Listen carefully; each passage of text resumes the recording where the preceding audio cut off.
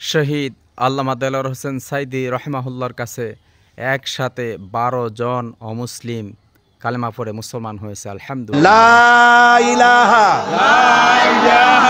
ইল্লাল্লাহু মুহাম্মাদুর রাসূলুল্লাহ।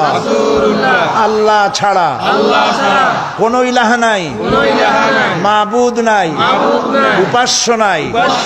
মুহাম্মদ সাল্লাল্লাহু আলাইহি ওয়াসাল্লাম আল্লাহর প্রেরিত রাসূল।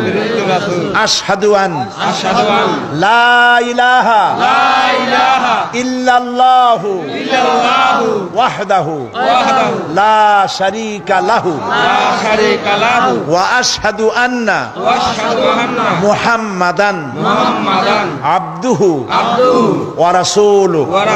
আমি সাক্ষ্য দিচ্ছি আল্লাহ ছাড়া কোনো ইলাহ নাই, মাবুদ নাই।